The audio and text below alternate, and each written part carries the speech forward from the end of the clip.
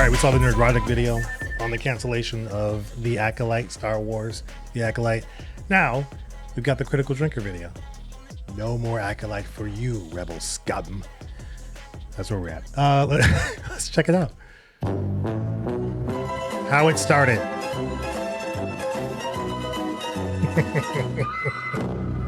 How it's going. Oh, God.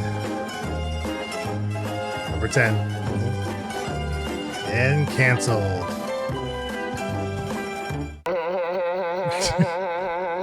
Yes. Yes.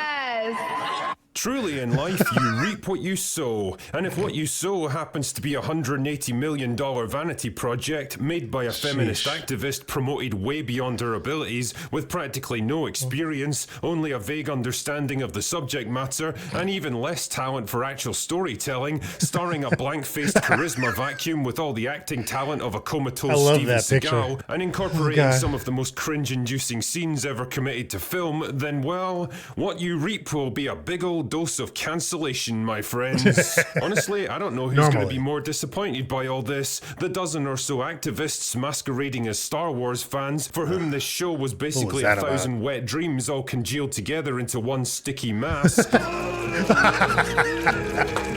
Or the hundreds of content creators that have made an absolute fortune out of this show over the past couple of months. Either way, the news that The Acolyte wasn't going to get renewed for a second season was both a surprise and a long-expected confirmation for me. Still a surprise. Because honestly, did anyone really think that Disney were going to throw another couple of $100 million away on a show that was about as well received as Australia's self-appointed breakdancing champion? They're dumb for sure, but there comes a point where simple financial reality has to take priority over the message. And that's exactly where The Acolyte has landed.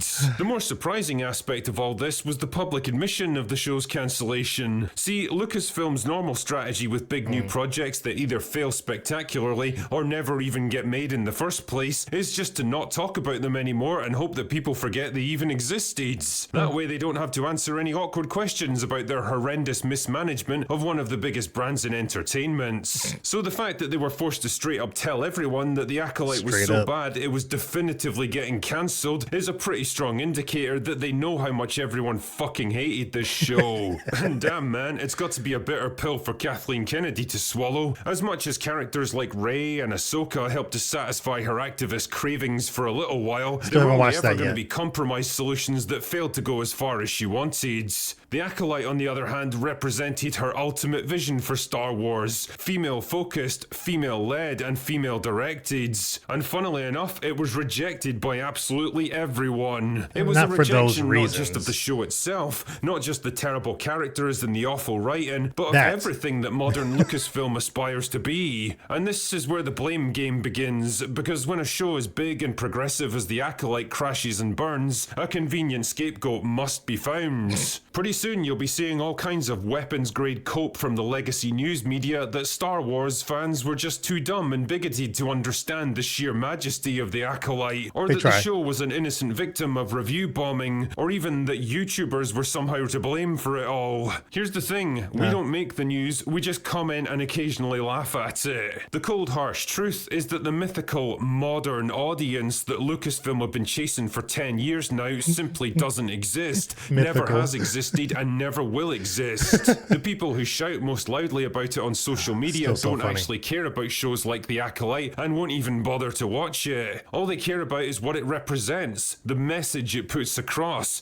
and I'm afraid that doesn't translate into money for your studio. The reality here is that Disney gambled and lost big time on this one, and the fact that they very publicly killed this project, coupled with rumors of a major course correction at Marvel, suggests that they might just have gotten tired of losing. Either way, I think the next few months are going to be very interesting.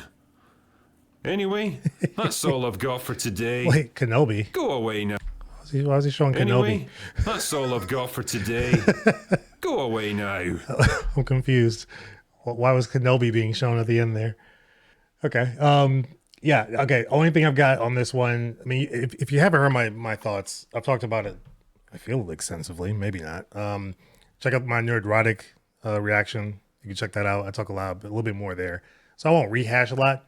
Only thing I will say on Critical Drinker on this one is that I don't think the issue at all, unless I misheard him, was that it was female led, female directed, you know, female centric as far as the overall story. Mainly being that, you know, it was females had every leadership role in this one.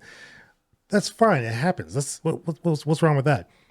I personally, I feel, do well when I'm managed by a female, whether it's my wife at home or or my boss at work. I don't know, it just works.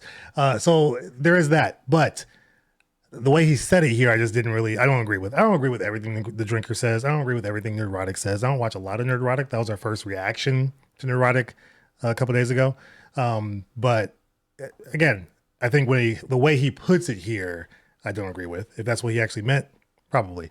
But I wouldn't have put it that way. When he then says it's on the writing and the horrible characters, that's why people hate the show. I don't want to say hate, but that's why people dislike the show, because he couldn't connect to anybody really. The acting was okay. The writing was horrible. The decision making of characters didn't make any sense. The plot devices they wanted to use in this one, you didn't really care about. You just didn't. I didn't really jive with anything in this one. So that's the main reason I think people just mainly didn't watch. A lot of you guys that watch this channel didn't really watch the show at all. You were getting most of your or consuming most of your information on this through me or through other channels and through Drinker, all that kind of stuff. So, and Ryan George with his very funny pitch meeting on the show. So yeah, I feel like it's more on that. Things can be female led, things can be female directed, and they can be great. There are some that are great. That's not why this one didn't do well. The agenda and the message piece, yes, that's definitely fully in here for sure. And I think that also, yes, that did hurt it, because it was a very big proponent of the story and the plot and the origins of things. When you do it like that, I saw that after episode 3 for sure. I was like, hey, I'm jiving with some of it as far as seeing a different version or a different view or perspective on the Force. I'm jiving with some of that because I do want to see something a little bit different. But the way you're going at it, it's just not the right way. So just my views. But what are your opinions? What are your thoughts? If you have any more, I know we're kind of continuing this with the Acolyte, but it calls for it because, especially when you've got people in that camp that are talking about the fans and saying we're the problem. That's not what it is. So I can't agree with that at all. But again, your thoughts, comments down below. Always appreciate you guys for watching this channel and checking out my thoughts, sometimes rants here or there, maybe more on the lives. But I appreciate that you guys stick around and you check these out with me. I want to hear your thoughts, though, and your comments down below.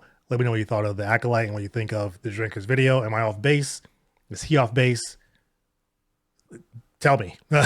I'm open to it all. But I appreciate you guys. Thanks for watching. Check out the description for the original link to the video and also for information on the equipment I use. You can check that out if you're interested. As always, hope you had a little bit of laugh here, because some, but also have a good rest of your day. And I'll see you guys on the next one. Take care.